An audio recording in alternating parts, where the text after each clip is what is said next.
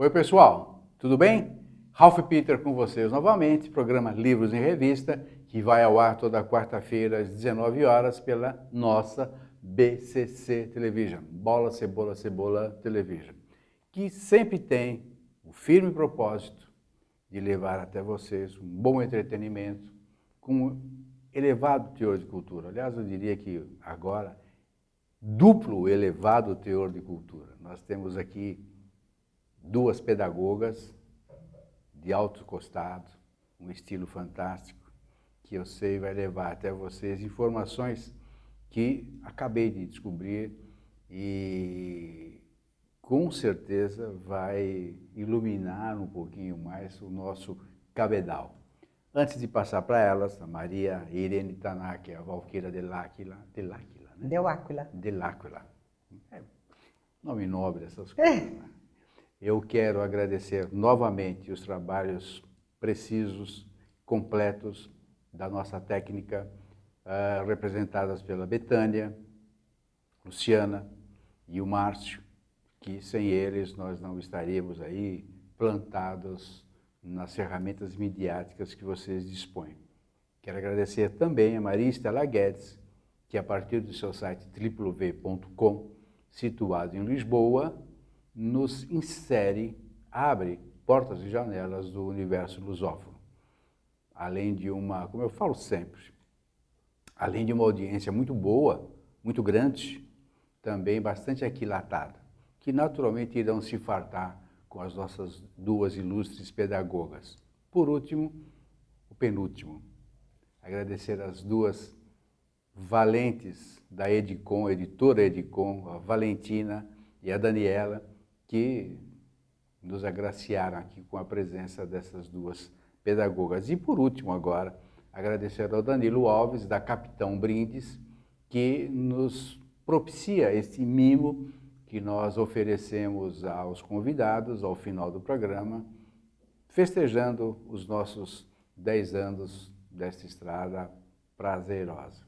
Danilo, muito obrigado. Quem quiser se comunicar com o Danilo, é no Facebook, Capitão Brindes Personalizado. Acho que é facebook.com, Capitão Brindes Personalizados, ok? Então eu tenho aqui ao meu lado, como eu falei para vocês, duas fantásticas figurinhas no bom sentido. Maria Irene Tanaka e Valquíria Dell'Aquila Ribeiro. É isso, agora acertei. Pedagogas, uma experiência fantástica em didática, lidam com crianças de uma maneira incrível, com muito carinho, com muito tato e agora, já no decorrer da estrada também, com bastante experiência, ou seja, os filhos das famílias que estarão sob a égide dessas duas pessoas estarão seguramente muito bem lastreados. Elas ensinam, conscientizam os infantes da importância, particularmente a importância da água, como devemos tratá-la, como devemos conservá-la, utilizá-la e, principalmente, respeitá-las. Menina, muito obrigado por vocês estarem aqui. Eu espero que os seus alunos, os seus leitores, né? Agora leitores, nos perdoem por ter tirado vocês de lá. Nós é que agradecemos. Não tem nada que agradecer, poxa vida, vocês estão abrilhantando o espaço, literalmente. O livro que vocês escreveram chama-se? Do Berço ao Mundo. Do Berço ao Mundo. E que relata, em páginas lindas, muito bem ilustrado. Quem que ilustrou? A Irene. Eu. Você que ilustrou? Danadinha, muito bem. Obrigada. Muito bonito. Ele é bonito, sabe, e me fez voltar à minha infância. Ele não tem aquelas ilustrações brilhantes, um papel couché e tal. Sim. E deu, sabe, aqueles livros antigos que parecia que as ilustrações eram feitas à mão. E estão muito bonitinho, realmente. Do berço ao mundo. Do berço, entendemos a nascente. Isso. E ao mundo, o leito que o rio deve percorrer. Quem que começa primeiro para falar do livro? Que é um livro fino, pequeno, próprio para qual idade? Crianças a partir dos 3 anos, uma criança que ainda não foi alfabetizada, ela consegue, olhando figuras, desde que alguém leia para elas, né? Junto à historinha, mostrando a figura. Aí ela consegue entender do que se trata o livro. Agora, é proposital isso que vocês fizeram para que vislumbrar um veio literário para 3, 4 anos, para que os pais se envolvam? Sim. Os Também. pais responsáveis? Também. É isso? Também. É importante, né?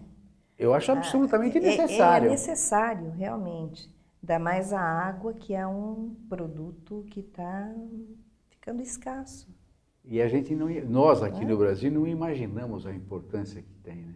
A gente só sente a importância dela quando ela falta. É igual saúde, né? Exatamente. Você está com saúde, você não está doente, você não quer nem saber. Como hoje, por exemplo, eu estou resfriado. Ontem eu estava ótimo. Puxa vida, ontem eu estava bem. Agora que eu percebi que eu estava bem. E a água acho que é a mesma coisa, não? É o bem necessário, né? Não, Não, é crucial, é vital, como você Vital. falou, não tem jeito, né? E nós tratamos mal a água. Esse tratar mal a água, eu não sei se vocês fizeram uma experiência sobre isso, uma investigação sobre isso, melhor dizendo. O maltrato que damos à água, nós brasileiros, quando temos a água, né? O maltrato que nós damos à água, isso é normal no ser humano ou é normal em seres ignorantes como nós? Olha, eu acho que quando se tem abundantemente, eu acho que as pessoas não pensam no desperdício e acaba faltando. Tanto que a gente teve um período de seca muito grande e teve racionamento. E nesse período de seca eu vi gente lavando a rua, Exato. varrendo a rua com água. Com a mangueira é uma água tratada. Desculpe te interromper. Eu imagino que os nossos amigos na Europa devem ficar abismados com o que nós acabamos de falar. Pessoal, vocês aí da Europa, Estados Unidos, lusófonos de uma forma geral, nós aqui no Brasil varremos a rua, não todo mundo, felizmente agora já diminuiu bastante, mas até uns 3, 4 anos a gente via as pessoas na rua, mangueira, varrendo a rua com água. Parando para conversar com o vizinho, e a mangueira ali, né? Ou lavando o carro. Lavando o carro, jorrando água. Sim. E água potável. Exatamente. Vamos deixar bem claro, é água, não é água de reuso, não, é água potável, Exatamente. boa para beber. Exatamente. Termina o teu relato, desculpe, Não, eu imagina. precisava Não, falar isso é importante. A gente comentava muito com as crianças isso, que falar sobre a água não é só quando tem campanha. A água é um bem que você deve falar desde sempre. Falei o ano passado, vou repetir esse ano novamente. que precisa revitalizar isso, né? Precisa. Porque tem gente que fala, trabalhei o ano passado, então já não é mais parte do conteúdo. Não, a água vai ser conteúdo sempre. Sempre vai ser importante. Então, eu acho que não tem, assim, uma coisa mais importante e vital do que a água. E é um bem finito, né? Finito. Ele é finito. Com certeza. Finito. Agora, o que eu acho até que nós um dia seremos invadidos por isso. Eu tive um aluno... Estou falando sério. Mas é. Que eu acho que nós temos água em abundância. Esse país é maravilhoso. Com certeza. E a água vai acabar em A, B, C. Eu acho que uma hora os caras, opa, lá tem, hein? Tem. O ouro ali é um ouro líquido. Mas é. Eu tive um aluno há muitos anos atrás, hoje ele já deve ser pai, esse aluno. Ele me colocou um questionamento que eu fiquei pensando. Ele falou, professora, antigamente os homens lutavam por riqueza para dominar outros povos, né? E amealhar terras. Alimentos. Exato. Ele falou, eu tô achando que um dia vão lutar por um copinho d'água. Olha só. Isso Um garoto, né? um garoto. Sabe? Então, quem tem É consciência... tenebroso isso, né? É tenebroso muito. isso. É tenebroso isso. Vai ter um dia que talvez haja guerra por um copo d'água. Eu falei, se a gente não souber economizar, preservar, com certeza. Vamos falar do livro, efetivamente? Você estava me contando uma história que você achava que não era importante, mas eu acho de fundamental importância. A nascente do livro. Porque eu acho que a ideia de fazer um livro para conscientizar as pessoas, e principalmente as crianças, que vão ser os grandes consumidores de amanhã, ou os devastadores de amanhã, a gente não sabe. A ideia é boa, mas vocês conseguiram materializá-la. Tudo começa ali, né? Eu acho, exato, eu acho que se você puder em rápidas palavras, senão a gente acaba... Porque, bom, no final a gente acaba falando do livro, porque a ideia nasceu por aí. Conta a história de como que vocês tiveram a ideia, brilhante ideia, aliás, de fazer o livro. A água foi um tema que sempre mexeu comigo e com as crianças quando eu lecionava. Então, eu entrava no conteúdo do Rio, a água era importante, você adotava um livro procurando sobre a água, fazia todo um trabalho em cima, com exposição, e as crianças vinham com essa ideia. E aquilo ficou latente, sabe? E como a gente trabalhava, sempre direcionado à escola, aquela professora que adorava o que fazia, foi deixando. A partir do momento que nós paramos de trabalhar... prova, né? Isso, provas e em busca de trabalhos, em busca de, como é que eu vou dizer, de festas no colégio, o envolvimento da gente com os colégios era muito grande. E aí, descendo para a praia, estava até a mãe dela, a minha mãe, Irene, e no último túnel ele tem uma cachoeira, e aquilo assim, eu tenho aquilo me, sabe, é deslumbrante. Cachoeira é sempre muito bonita. Linda, aquele barulho, aquele... Não, e é interessante. A mim, sempre que eu vejo uma cachoeira, para mim é uma coisa misteriosa. Sim. E o trânsito estava lento, eu parei e falei, nossa, olha que linda, essa cachoeira me fascina, não sei o que é. E nós conversamos, nossa, a nascente disso deve ser coisa bem bonita mesmo. E ela falou, Val, já pensou um peixinho aí? Passamos e aí ela perguntou como é que é a nascente do nosso rio que corta o estado de São Paulo. E como eu trabalhava com as crianças, a gente ia até a nascente, eles colhiam, pegavam a água, bebiam água, lógico, tratada, né? E eu comecei a contar. Bom, passamos o dia, na volta, ela me liga, não é meia-noite e 20, mais ou menos, ela me liga. Val, estou te mandando aí uns desenhos que eu fiz. É isso? E aí a gente foi discutindo o resto até a gente chegar ao destino, né? Fomos discutindo como é que era e esse assunto de água, e foi aflorando. Eu falei, bom, você está querendo chegar aonde? Aí ela riu, falei, bom, comece a escrever. Ela começou a escrever, eu comecei a escrever, e ela ainda teve o tempo, ela desenhou e fez com aquarela. Não, o desenho é muito bonito. Muito bonito. Então, quando eu olhei aquilo, eu falei, não é possível, não é agora. agora é o momento da gente poder passar todo esse conhecimento que a gente teve, toda essa vivência que a gente teve em relação, e aí começamos a escrever. Agora, o que eu achei mais legal, eu não tinha sacado essa, é que você fez propositadamente para o adulto ler, ou o responsável, ou o professor, porque você acaba incutindo na mente da criança algo que talvez nem o adulto tenha percebido. Sim, eu acho que assim, a criança em casa, quando a gente trabalhava, sabe? A questão água, como a Irene colocou a água, não é só o momento ali. Eu acho que a questão água é mundial. Sim. É mundial, não é só aqui não.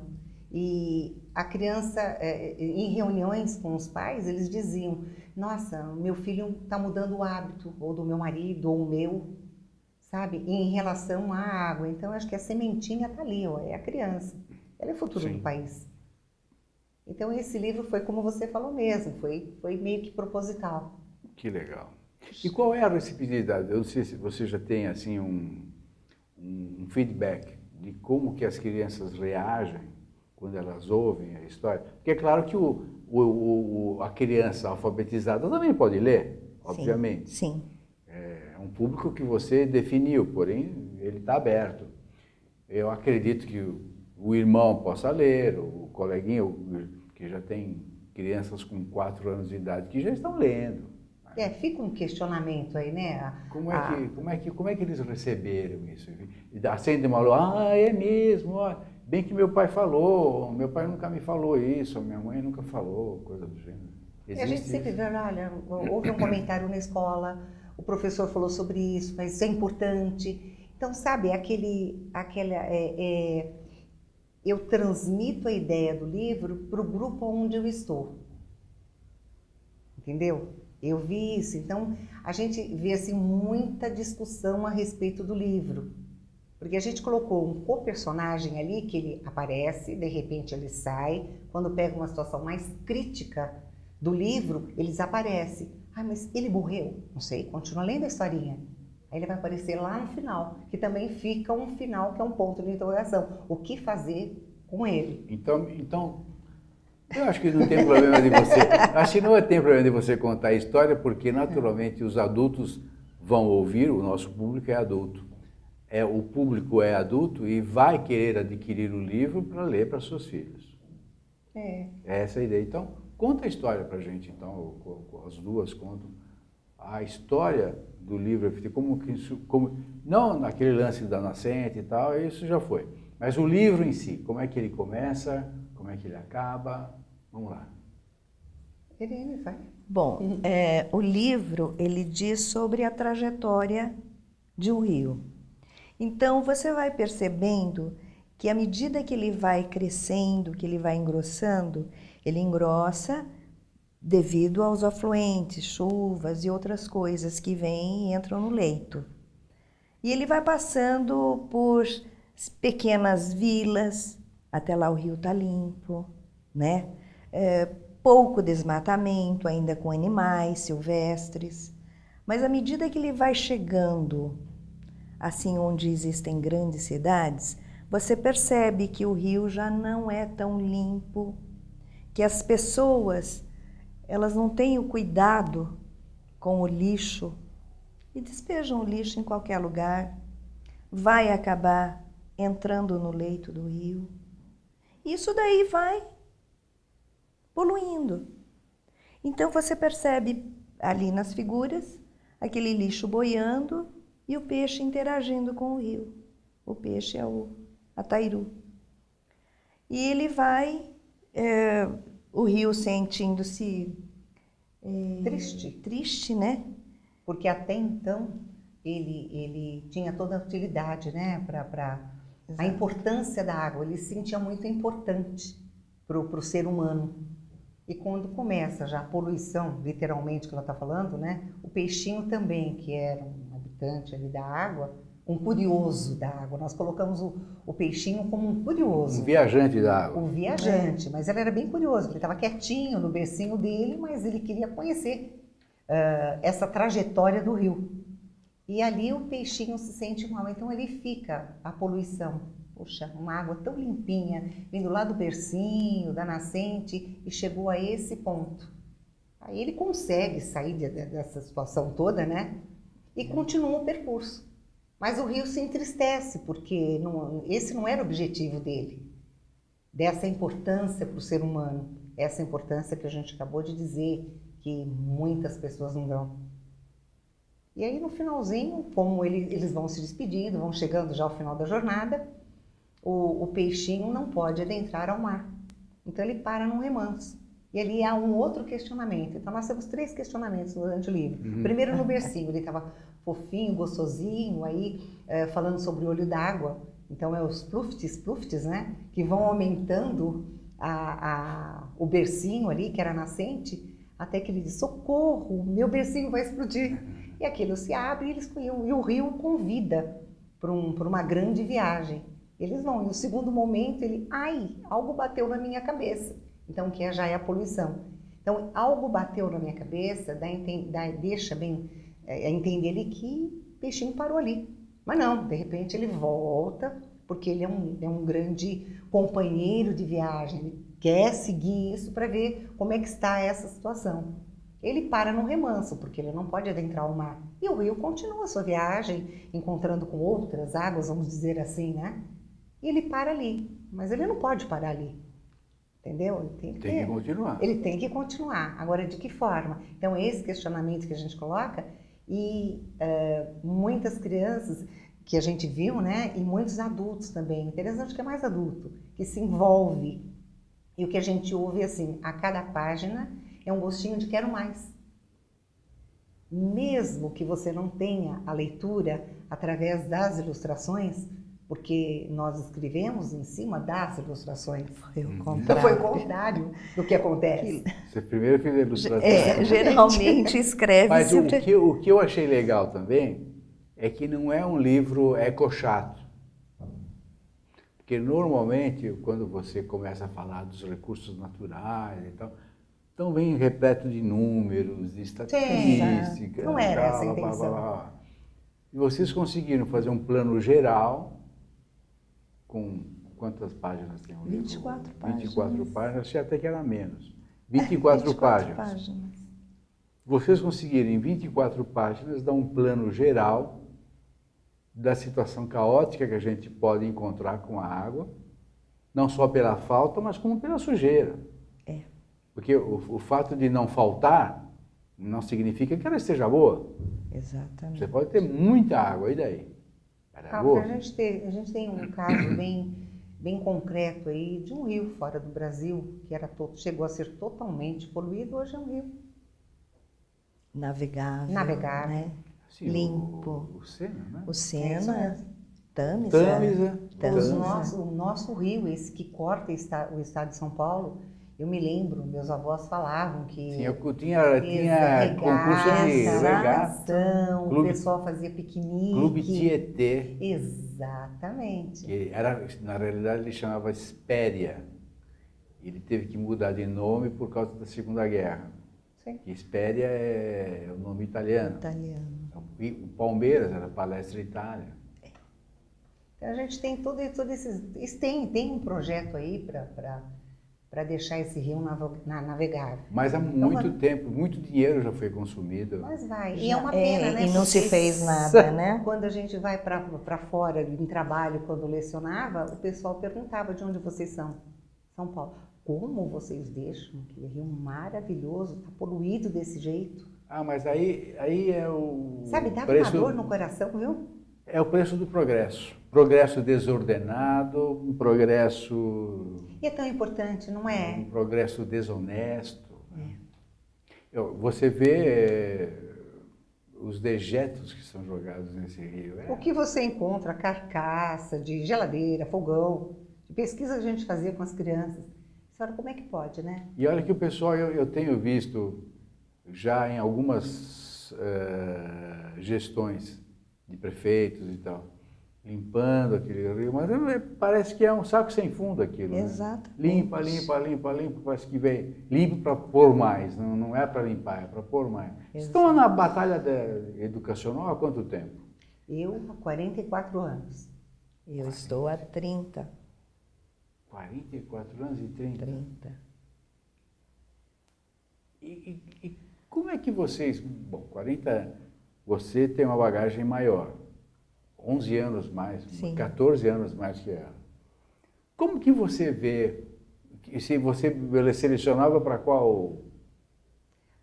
Para a escola, educação infantil, Fundamental 1 e Fundamental 2.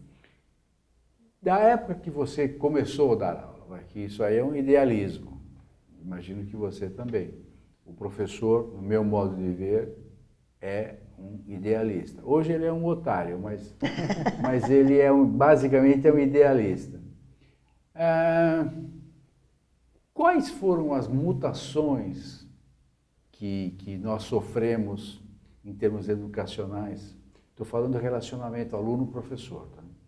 Não o educacional escrito, mas sim o educacional de educação mesmo, de forma de tratamento, que você vê da época que você começou, não estou nem me referindo a quando você era aluna, quando você começou a ministrar as suas aulas, você também está ali. E hoje, qual é a... Sem jargão, o que você vê de fundamental? Porque as mudanças existem por um processo evolutivo natural, certo? Nem toda evolução é boa, mas ela evolui, ela nunca é estática, particularmente se tratando de educação.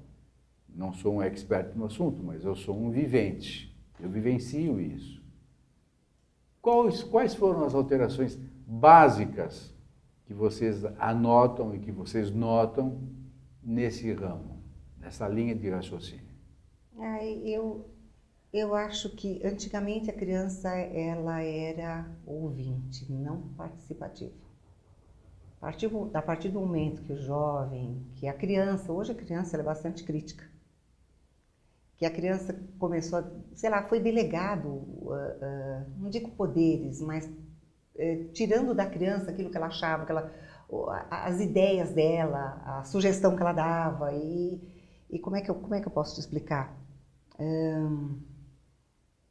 A criança hoje ela é mais crítica, então ela deixou de ser tão criança. Tem mais a liberdade, gente tinha inocência. Tem mais liberdade que não Exatamente. tinha quando eu comecei, não tinha. Eu acho que vejo por mim, vejo por você. Entrava alguém na sala, você ficava em pé, bonitinho ali, enquanto Exatamente. alguém não saía, você não sentava. Não se sentava. Hoje entra alguém na Pode ser classe, o diretor da escola, os caras sim, não, o aluno está também. ali, ele conversa, ele para. Então, isso são raras exceções, tá? Existem colégios que o diretor entra, em que a criança permanece, o diretor bate um papo, conversa com a criança, ou interage com o conteúdo, com a criança. Eu sempre recebi pais novos no colégio. Eu estava ministrando as minhas aulas. Eu continuei e eu trazia sempre o pai ou a criança interagindo com o meu conteúdo. Você não acha que essa liberdade, que eu acho legal, eu não gosto da libertinagem com que muitos tratam. A liberdade eu acho legal. A criatividade eu acho legal. Tudo mais. São criativos. Crianças de hoje totalmente criativas. Você Até, dá um conteúdo, eles desenvolvem. Até porque eles têm muito mais informações. Sim, exatamente. Sim. Eu sou da época que não tinha nem televisão. Então hoje você tem tudo. À mão, inclusive. O livro físico, né? Isso causa no professor um impacto muito grande, né? Que ele talvez não esteja preparado para essa liberdade, para esse questionamento. Como é que o professor hoje é treinado para receber este novo aluno, essa nova cabeça, a nova sistemática, nova personalidade? Olha, eu digo assim, por mim, eu vim de uma época totalmente diferente da que está hoje. Ou você acompanha a evolução e você vai tentando permear ali o que acontece, não é bem por aí, sabe? E se a gente fizer isso, ou você está tadinho do professor. Se fala o tadinho do professor, significa que ele está fora do esquema, está fora da escola, ou o aluno não vai respeitá-lo? Não, eu acho que não. O respeito, eu acho que cabe muito do professor, né? Não digo assim, o professor ele não precisa se impor para botar respeito. Ele pode sim acatar o aluno, conversar com o aluno, mas deixar bem claro que respeito entre os dois é importante. A minha liberdade termina onde começa a sua, e a sua termina onde começa a minha.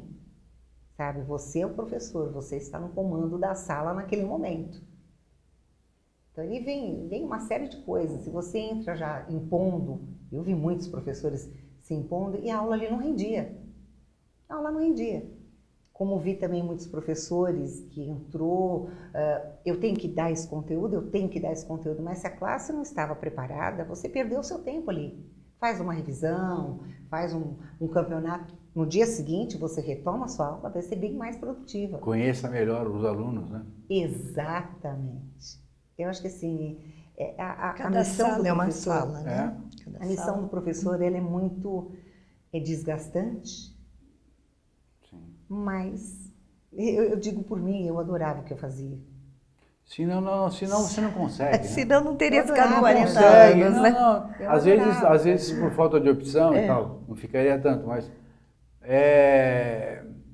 Como é que eu posso dizer? É um idealismo mesmo. Sim. Acho que resume tudo, é um idealismo. Chega uma hora, você para e fala, espera um pouquinho, eu passei por tudo isso, e eu tenho colegas novos que estão aí no campo de mercado, que estão trabalhando. Então, voltando aqui ao assunto do livro, você trabalhava o livro de acordo com o seu conteúdo. Vamos pegar rios, que é o caso, rio, né? A água. Então, você tinha que fazer um projeto, escolher um livro, fazer um projeto desse livro e tentar se encaixar ao projeto do seu planejamento. E aí sai um outro projeto para você trabalhar com o aluno. Eu acho que não é só importante você chegar, vai para casa, ler de página tal a página tal, vamos comentar tal coisa. Não, é passo a passo. Durante aquele ou bimestre, ou trimestre, você trabalhar, fazer alguma atividade que marque o aluno. Só para encerrar, e os professores hoje recebem treinamento adequado para isso? Eu acredito que não, né? Não, né? Pois é, uma pena, né? Aí fica o cachorro querendo pegar o rabo, sente o rabo, né? Só rodando no mesmo lugar. Não é isso? É. Meninas, batalhadoras, vencedoras, pedagogas, escritoras, obrigado por terem vindo, abrilhantado aqui o nosso espaço mesmo, muito obrigado. E eu quero que vocês recebam nosso brinde. Ai, que lindo. Comemorando, festejando o nosso linda. 10 anos de programa Livros e Revista, e que vocês saibam sorver bastante cultura nessa caneca. Ai, personalizado! Olha, Personalizado, que claro. maravilha! Maria Irene Tanaka. Tá vendo? Tanaka-san. Gente! Muito obrigado. Obrigado a E vocês a gente por terem agradece vindo. também a oportunidade, que esse é um caminho novo que estamos trilhando. E que ele fique velho daqui a um pouco. Que vocês continuem nele. Muito obrigada. Obrigada. Pessoal, nós conversamos com essas duas pedagogas fantásticas, idealistas, quase otárias, né? Pessoas de boa índole que eu espero que se reproduzam por muitas e muitas e muitas almas, e que muitas outras professoras possam vir aqui para falar dos seus projetos, que são tão benéficos às nossas crianças e, neste caso, particularmente, à nossa natureza, aos nossos rios. Valquíria Dell'Aquila. Dell'Aquila. Não é Valquíria? Dell'Aquila e Maria Irene Tanaka. Pessoal, muito obrigado pela atenção, paciência, audiência. Até a próxima. Tchau, tchau.